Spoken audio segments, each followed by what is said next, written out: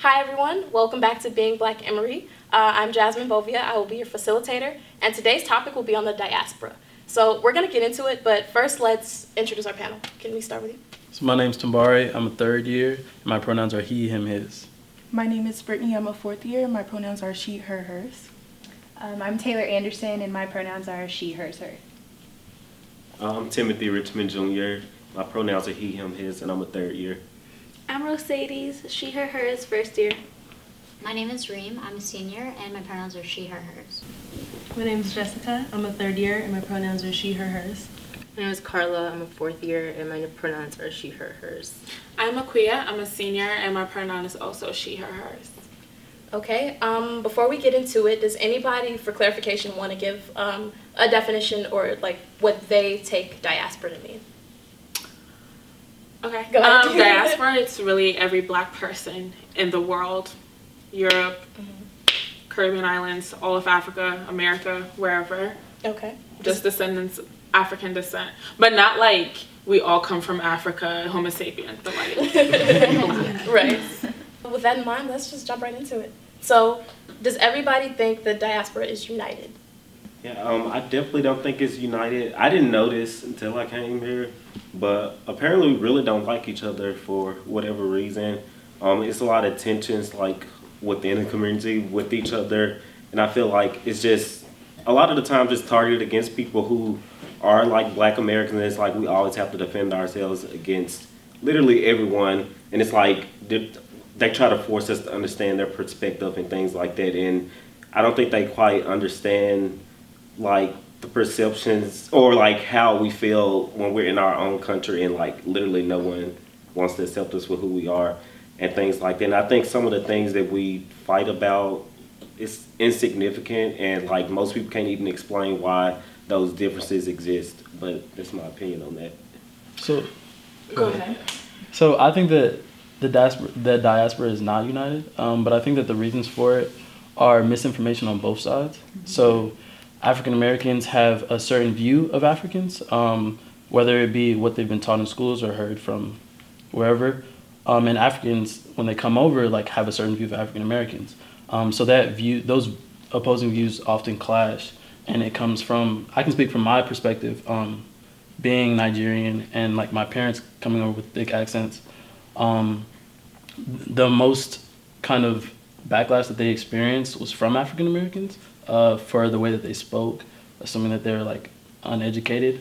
And so I also experienced that, like being Nigerian, like people, you know, clicking, like all the like basic like kind of prejudicial things against Africans. But I also will say that like my parents definitely came over here with stereotypes about African Americans.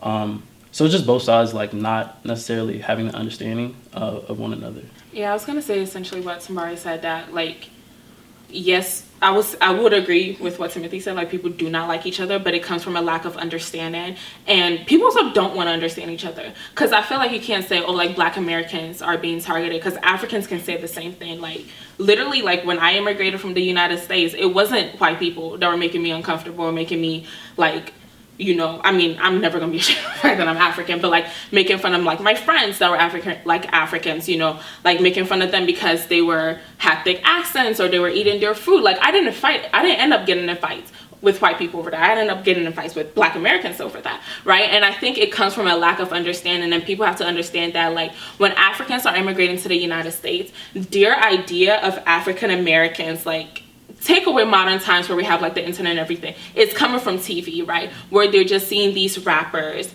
and these music videos, and they're seeing these movies and TV shows with people shooting guns and like cussing, whereas where you guys, when you're raised here and you're young, you're seeing Africans, these skinny children with the big belly, and they're starving and there's like nothing around them and blah blah blah. So like I feel like once people understand that they're being influenced by the media and actually step out of their comfort zone and try to seek the truth, then they will understand. But I feel like if everybody stands in their corner and like, oh well, I feel targeted, well everybody's getting targeted, you get what I'm saying? So like I think it's a give and take, and we're all saying the same thing about each other essentially.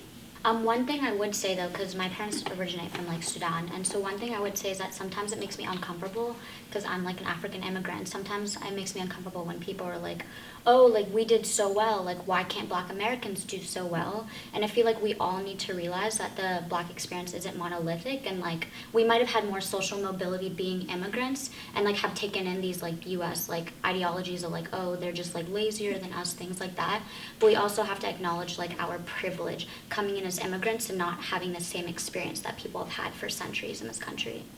Oh, I just wanted to add one thing. I don't know if a lot of people know this about Emory, but Emory actually accepted like African students before they started accepting Black American students here. So like, I think that's a perfect example of the idea of just like, we have benefits too.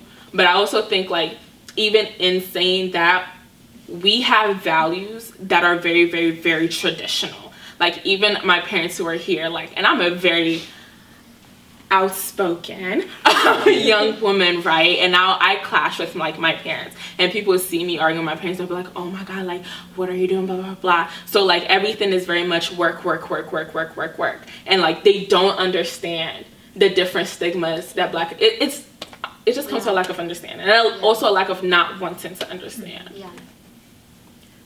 Anybody else? Oh, I think there's also this like idea that Black Americans are lazy and don't work, but I think we forget that Black Americans are living within a country that is dominated by like white people, and like Black immigrants come from countries where the main population is Black, so it's like a different experience with like racism. So like I feel like when Black immigrants are coming in, they don't really understand like the dynamics of like how racism works within this country and how it has affected Black Americans. And also to add on to that, I think that, you know, being a Black person who has always lived in America, we as a community have to understand that we are under the influence of white people, as in, when I say that, I mean like what I get to see is pretty much what white people let me see, pretty much. They have a monopoly over pretty much everything. So my whole understanding of Africa, like, is pretty much all warranted by how much the white people will let me learn about Africa, you know what I'm saying? And so as a Black community, I think it's our job to go beyond that and make sure that we are pushing that narrative and correcting it and being aware of it, because it's definitely something that I didn't even know I had that problem, you know what I'm saying? Like, I didn't even know it existed because I just was in an area where there wasn't a lot of immigrants of any kind. And so I think that's something that African Americans have to be more conscious of as well. With that in mind, I know we posed a question basically asking, do you think that certain groups in the diaspora have privilege? Do you think that there is a hierarchy within the diaspora, and who do you think is at the top versus... I think that's a stupid question. I feel like... Okay, talk about it. I think there shouldn't be a hierarchy, because then you're just doing the white man's job of separating us. Like, basically, you're just reiterating what they've already put in place. There should be an acknowledgement of, like, the things that have happened that kind of, like, whatever hierarchy that we're seeing, that, like, yes, like, in terms of, like, an American context, a lot of African Americans feel like, and it has happened where Black groups outside of the U.S. will come and separate themselves from African Americans because of the stigma, and that should be acknowledged. But that doesn't mean that there should be a separation of African Americans from like other Black people. I think I had a different experience to that, because I'd like notice a hierarchy in just like how I've been treated, because sometimes people will be like, oh, like you're Black but you're not really Black, and these are by like non-Black people who are telling me this, and I'm like, what do you mean I'm not really Black? They're like, you know, your hair's like more half and half, and I'm like, what do you mean? Like, I'm sorry, like, I'm from Sudan, like, what are you trying to say? And, like, people will give me the benefit of, like, oh, you didn't grow up in this country, or, like, I did grow up in this country, but, like, oh, your parents didn't, like, grow up in this country and things like that, and, like, oh, you're not, like, Black Americans, I would treat you differently, and even within, like, there's, like, this complex of, like, the immigrant community, especially because I come from, like, the Muslim immigrant community and stuff like that, and so it's, like, they like you, but we're not treated the same, like, in mosques and stuff like that, like, Nation of Islam, or just like people who are Nation of Islam like inspired, they're not treated the same as like Sudanese immigrants or like Black immigrant Muslims and stuff like that. So like I definitely see the way that they've been treated worse than I have. I think it depends on like what kind of privilege that you're talking about. It goes to Carla's point. Like if you want to talk about it in like an American context, then like okay, fine. Like so like for example, right? I come from poverty, like poverty. Like the poverty in America does not compare in any type of way of the poverty that I come from in Ghana. Okay, like y'all, like you know how like in TV y'all see like people living in huts. Like my grandmother lived in a hut, like an actual hut, like what y'all see. You get what I'm saying? Like my mother sold food at the roadside. There were times where, like when my mom was pregnant with me, we didn't have food to eat for a long period of time. I shouldn't have been born, right? Where we had to go and borrow money. You get what I'm saying? Like we live, like electricity. It's a thing. You get what I'm saying? Getting food. Like, you can go to work and expect pay in America. In Ghana, people will be working for months. What pay? And if you don't get paid, what are you going to do? Who are you going to fight? Well, I think that's quite ridiculous. Wait, but I'm not done. I'm not done. Wait a minute. I'm not done, right? But like when I immigrated to the United States, we were still poor and we didn't have anything, right? But we had WIC, right? We had food stamps. We had Section 8. You get what I'm saying? So I think it depends on like what kind of privilege that you're talking about. Where are we talking about privilege from the eyes of white men? Because then your point matters, right? Where like African immigrants are like kind of treated better because they're kind of seen as like, oh, they have better morals, or like they're more hardworking, blah blah blah. And like my two best friends, they're both Black American, like simply Black American hustlers. Can't tell them nothing. Cannot tell them nothing.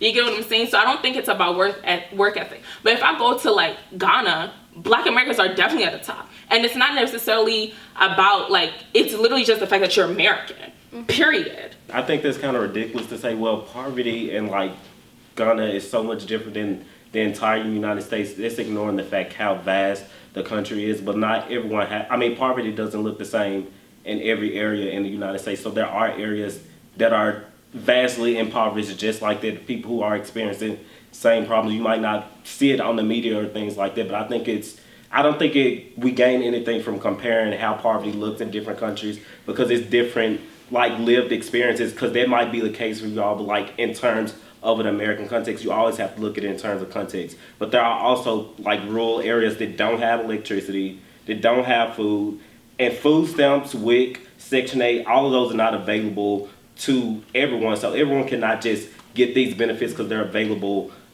Just because they're available doesn't mean that you're going to have those benefits. Definitely, but like they're there. Yeah, I think like that's yes, what I'm saying. Like it's there. Like I understand like there are people that live in places that have like food deserts, right? Mm-hmm. Where like that's different. Where in Ghana, like nobody can tell me they don't have access to like fresh fruits and vegetables. Even if you're in a car, somebody is coming to sell you coconuts or like whatever, like access to fresh fruits and vegetables. I feel like that's something that like most people have. That you didn't hit on in the United States. Access to like these resources is not, it's not available to everyone that live in the country. Like you're assuming that they're in this like metropolitan. But I'm not saying that it's available. I'm just saying that it's there. Like it's a but thing. Is like it it's always there. That's the question that you have to take into account. Geography. I don't think that it's always there. Like you making that point. What I'm trying to say is like we're not trying to play like that whole oppressive Olympics thing. Like there's just like there's different lived experiences. We're not gonna say one's greater than the other. But when we're talking about hierarchies, that's exactly what we're doing. But no, the question was also. Okay, wait, I'm sorry. Let's get some people in the mix. So I was just going to say, I think that there's this misconception that Black Americans benefit from white infrastructure placed in America, and we don't. Like, we literally don't. And like there's also like countless studies showing that white people do other us. Like they have distinct boxes for different Black ethnicities where Black immigrants are getting jobs at higher rates than Black Americans. Does anybody else have anything they want to add on to that? So your question, like, I don't know, I guess I had a different interpretation of what you meant when you said hierarchies, because I thought you asked like if we believe that they exist, not whether or not if there should be one.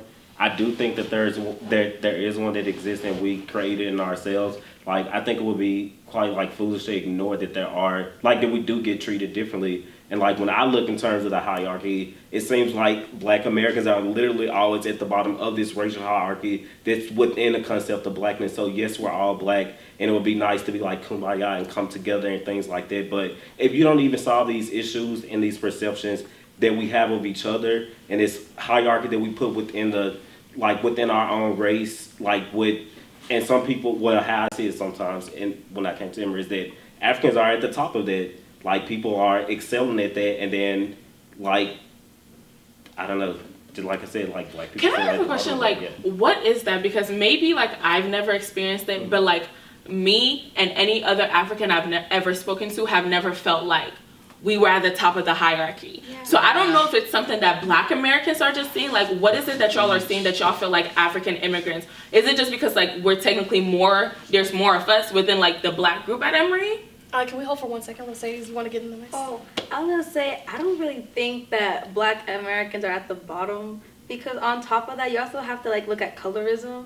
And like a lot of Africans, like who do come like straight from Africa, like they're darker skinned than a lot of like Haitians get Yo, a lot Haitians of get a lot shit. of Haitians shit. get a lot African of Americans shit. though, like Yeah, African Americans are that's not my point. There's I'm saying, no one's saying but that. I'm not saying that. What I'm pointing saying is out that on roots. top of that, like someone told me like you walk into an interview kind of thing. I don't know, someone said maybe in my head, but like it's like you like colorism is also a thing. So if like for example like you're very light skinned compared to like Aquia, like you will have people are gonna be like, okay, well she might be like a better, more educated because she has like this lighter skin. my dad is dark skinned. Like that doesn't. Okay, but But I'm not you saying. But I'm saying you specifically- specifically. Like, I'm Okay, no, like- but I'm Oh, not we're not saying talking because about I'm that. saying You're I'm light saying that when you walk into this interview because you are But lighter I'm saying skinned. colorism is a problem in African American. But I don't think that's her point. That's I don't what- think that's that's what her Discussing point. colorism. And that's But not right, what but I don't think her point is saying that there is no colorism in the African American community. Okay, Brittany looks like she has something that she really. Wait, can she finish her point though? Go ahead, finish your point, and then we're gonna get to No, you Brittany. can go to Brittany. It's okay. Are you sure? No, I'm good. Okay, Brittany. I was just gonna state the fact that there are different phenotypes in different nationalities, and there are dark-skinned people in every group, light-skinned people in every group, and brown-skinned people in every group. And colorism is like a different conversation. Okay, That covers coming every back diaspora. to Akuya's question of like, what are Black Americans saying when it comes to hierarchy? Does anybody want to? At Emory. I think Oh wait, specifically- she. Well. Go ahead. I just have something to say that I think is really important in this type of discussion. So basically, like, in my experience, it's kind of been similar in that when I hear things about specifically like Nigerian immigrants being like, I guess more educated and more wealthy, whatever, that was never my personal experience, but I can definitely acknowledge that. Black immigrants are amongst the highest performing immigrant group in the United States, which I think is amazing.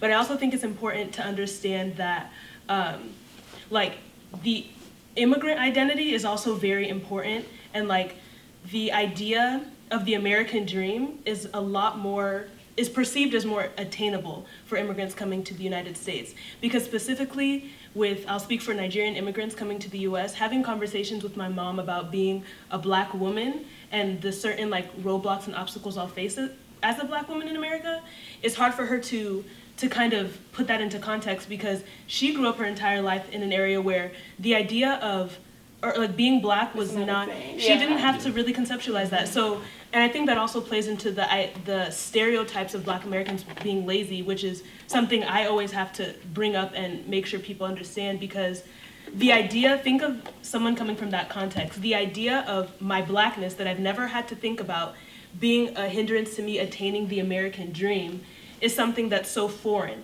So I think that like that hierarchy manifests itself in that way simply because of that like immigrant identity. I think anybody who can really say that there is a true hierarchy amongst Black people is kidding themselves. If you were to say that about here at Emory, I would say that it comes from, most likely, I would say that it comes from being in a space where a lot of the Black community is African. I think a lot of the people here, this is their first experience with that. I think this is like a lot of people's first time where there was a strong African presence amongst a Black community like this, and I think that that's where a lot of those attitudes are coming from. But I can say one thing, the first time that I really felt this feeling overwhelmingly was whenever we were having the quote-unquote GroupMe wars, we, in the midst of a conversation, decided, some people decided to make a GroupMe for like people who were descendants of American slavery. And we didn't hide it, like they were just like, oh, hey guys, like this message if you want to be put in this group chat. And all of a sudden, like a lot of people of the African diaspora started really getting kind of salty, like, oh, like y'all are really like being divisive right now, and like, oh, like why are y'all like kind of saying that we were being petty. And I really felt offended because I am fully aware of Afro-Latinx group messages, Caribbean group messages, African group messages, and yet whenever we tried to make our own group message, it was like we were being invalidated that we did not have our own culture, and that really just seemed so unfair, just because I am very sure to never try to invalidate a specific person's culture, and like I always validate. I can't speak for all Black people because I'm sure that's not true, but I know that I have never experienced someone saying like, oh, like all African cultures are the same, or like, you know, like anything like that. And I kind of felt like that's the attitude that I was getting in that scenario. So I can't speak for everybody, but that was my first experience of feeling that here on campus. I remember I didn't like.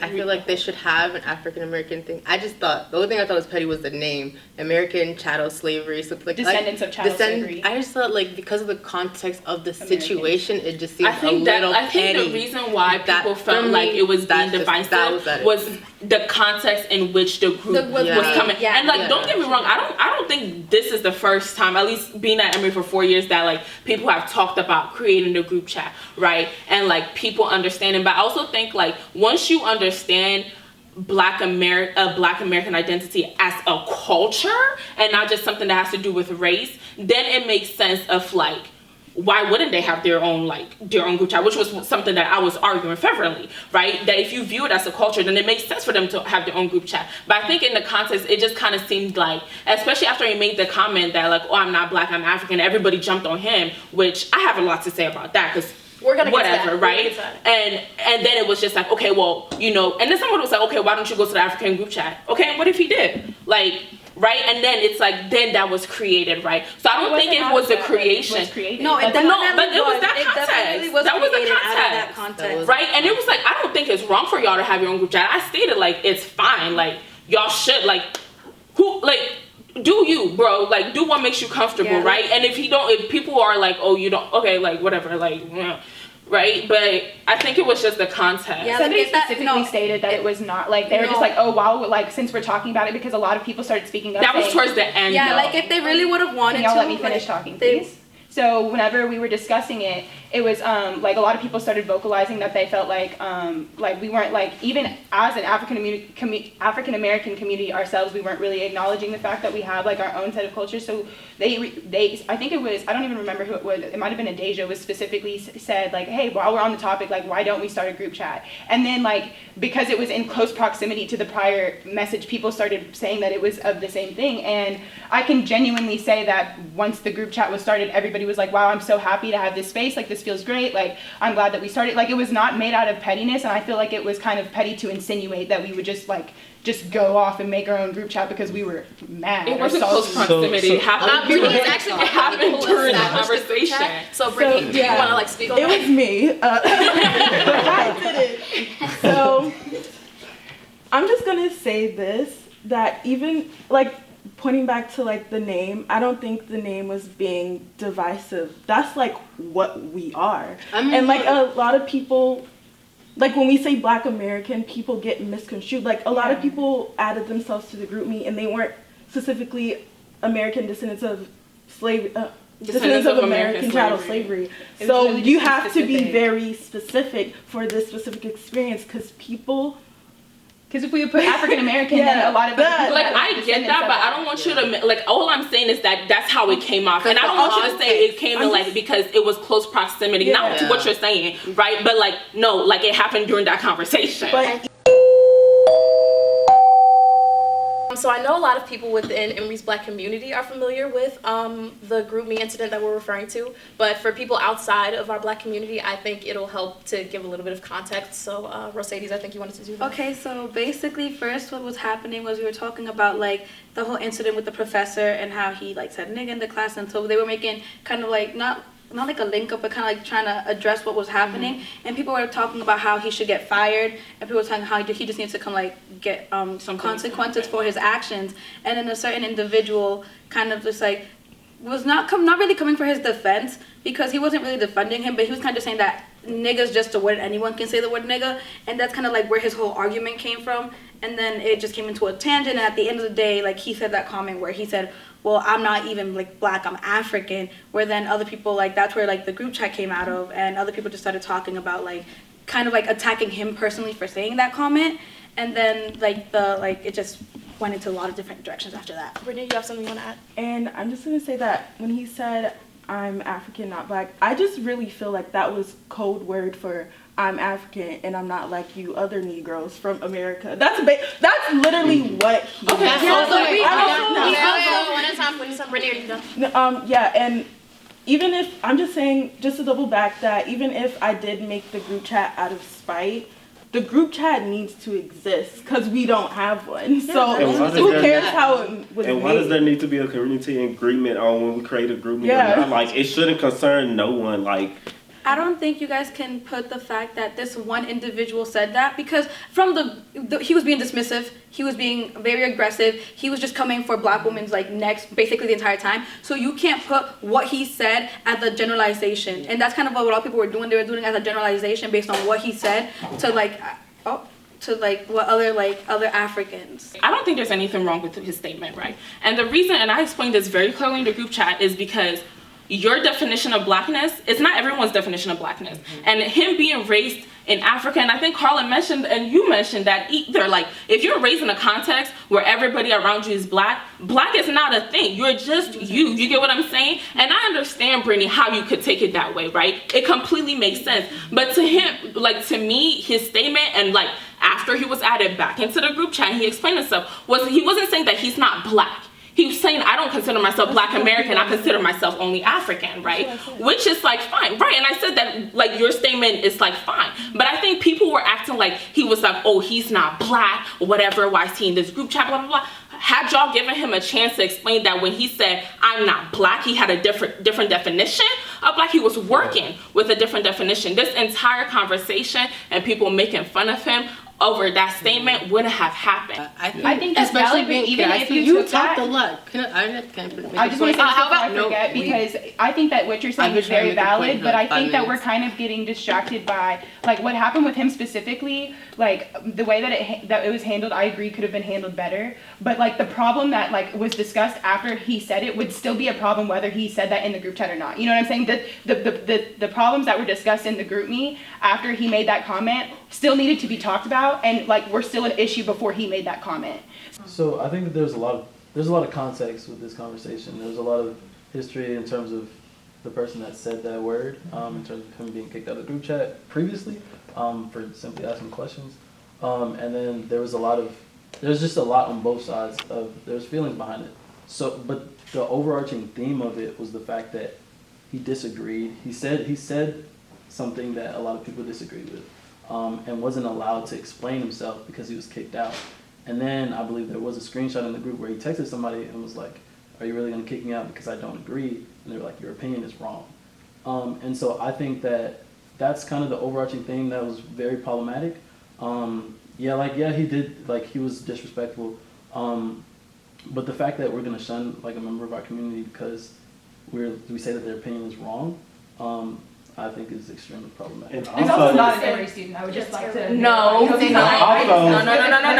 Wait, let Taylor speak. Taylor started. Had a whole discussion with him. He actually, a faculty member of Emory, just removed him from a separate group chat because he said, you're not a student here, so I can't let you be in this group chat because it's specifically for Emory people at this school. Like, he literally was kicked out by somebody who is paid by this school, who is a black person, who said oh, I have record that he is not a enrolled student at this university. Okay, may I say something? I was gonna say to Taylor's point, nobody's disagreeing with you or arguing with you about him being disrespectful, right? And nobody is saying that he cannot educate himself. Do you get what I'm saying? He obviously knew what he was talking about. My guy was coming at people with facts. You get what I'm saying? Nobody was saying that he was not being disrespectful to black women. And I think the reason why none of us are talking to you about that topic is because we all kind of agree with you. And I told him if a bunch of people are telling you that you're doing one thing, you need to, and you might not agree, you need to take a step back and do a reflection, right? But the statement about him being kicked out still stands. And with him being an Emory student, he is not a full-time student and he is not a part-time student. But I'm pretty sure somebody in the group chat says, right, just because he's not taking classes at Emory does not mean he is not an Emory student. And that's another thing in the group chat that really pissed me the fuck off. Because people are making fun of him about him being an Emory student. People are not Emory students for so many reasons. Emory costs hella money. You get what I'm saying? And he mentioned once he got back into the group chat that he left for financial reasons. People leave Emory because they are sick. You get what I'm saying? They have lifelong diseases that they need. And that's just not funny. It's not. It's not, okay? And I think what y'all should have done is y'all should have clarified, okay, you are currently not attending Emory, right? So then, okay, you don't even go here. But for y'all to make fun of him, and y'all can sit there and say like, oh, that's not how we meant it. But for somebody who came from outside the conversation to read it, that's exactly what it looked like. And I was so disappointed. I was so disappointed because like, how do you think that's funny? Yeah, so my point was, like, I definitely agree that the method of us kicking him out was incorrect, but I think it's inappropriate well, not inappropriate, but I just don't think we should ignore the statement that he said, because that's what got a lot of people upset, because I know both of you all said, well, think about context. Well, think about context for us when we read the statement, when we're Black Americans and so on, like, I'm not Black American, I'm African. First of all, why do you even think that, like, why is it so bad for you to be considered Black American, even if people look at you and think that you, like, are Black American? That's the problem that people have. So we spent all this time going back and forth about this person. It's not about this person. It's really about the statement that he made. And the statement that he made was fucked up no matter what the context is. Like, I mean, well, for some people, they understood it as him being African and that he doesn't consider himself Black American. But then the question comes, okay, why does he not want to be considered Black American? And we can't deny the fact that people have those feelings. Everyone might not have those same feelings, but when people read that statement and the argument that was so heated and it got so heated in that short time period, that was their opinion of the situation. I don't think it's on any of us to kick somebody out of a group, because who the hell are we to kick somebody else out? Like, you ain't nobody mama or nobody daddy. Let them stay in the group chat. Plenty of people have said problematic shit. They will continue to say problematic shit. People walk around here and say problematic shit. Can't just kick them off the campus. So just leave them in there. All right, I feel like on that note, like we can move on to the next question. So I know we asked in the survey if all members of the diaspora should have access to one another's cultures.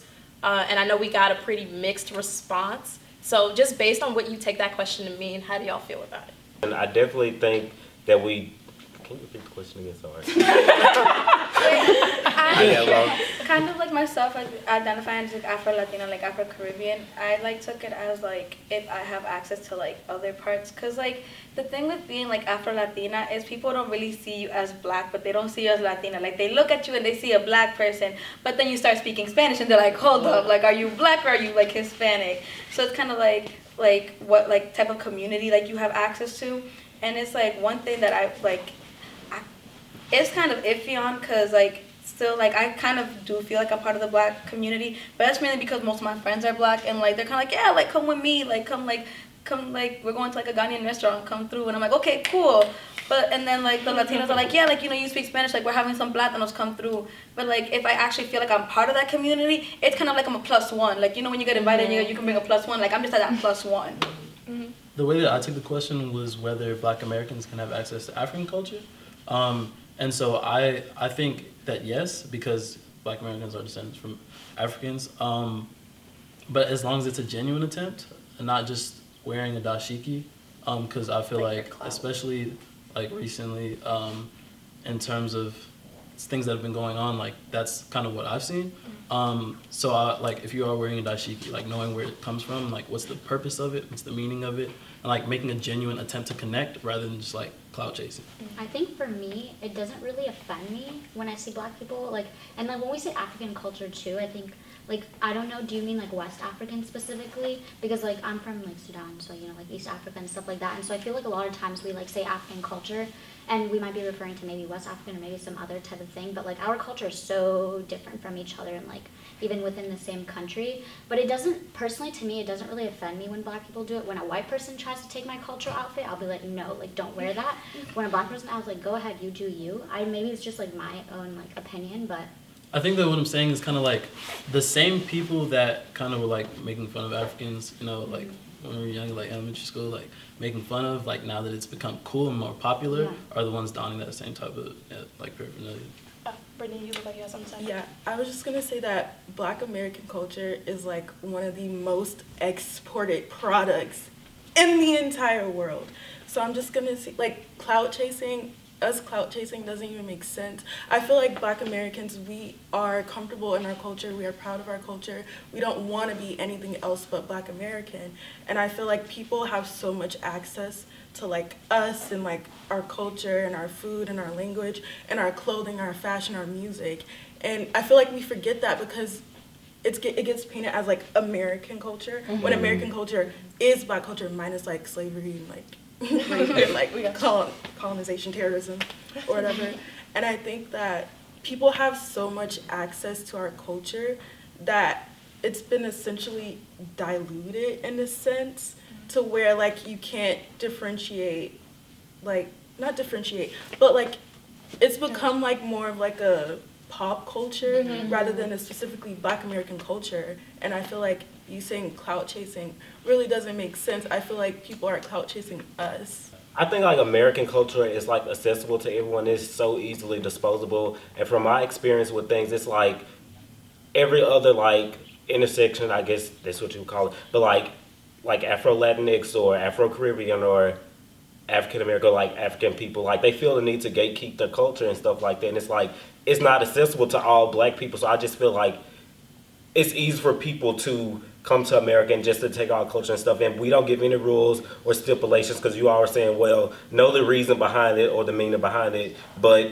do you all know the reason or meaning behind some of the songs that we have? Or like, you know what I mean? Like, I think it has meaning too.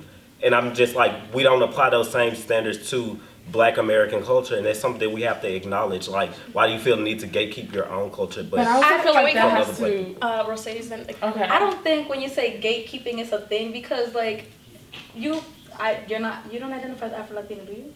No. Okay, cool. If when you like I said earlier when I first started, like because I have like this certain identity, it's like am I Black or am I Latina? And when I identify as both, it's not gatekeeping. It's like who am I gonna share this culture with? If like y'all don't consider me Black, how am I gonna share with y'all? And if y'all don't consider me Latina, how am I gonna share with y'all? It's like only people who I can share it with is my other Afro-Latino people who identify. Cause like when I do try to share with y'all, you're like, why the fuck are you here? Like you're not even Black.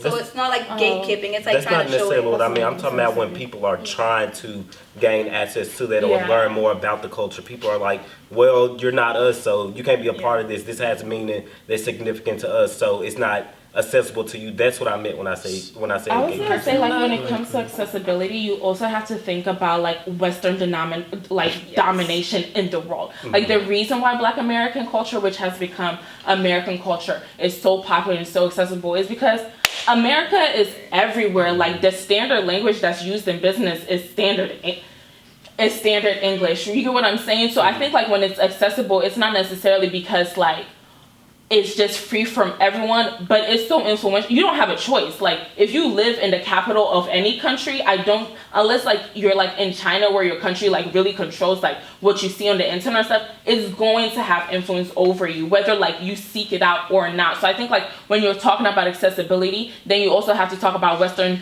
domination in the world. Okay, I hate to have to wrap it up. I know we can go on with this for forever, but in the interest of time, does anybody have any like final thoughts that they want to share before we cut?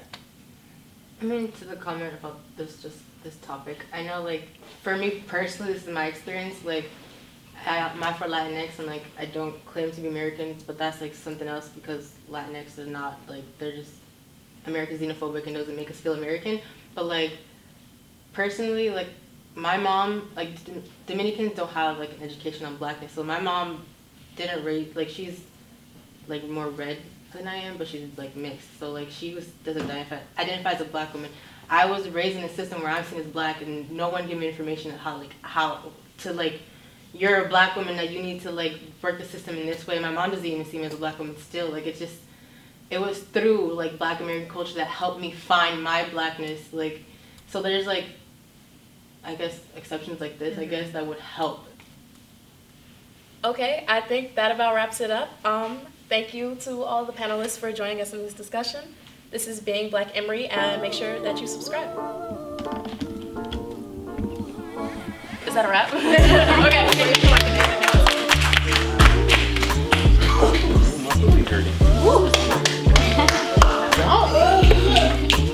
I do y'all thing. That was I need some water. I hope so. I knew I should have drive. You didn't drive?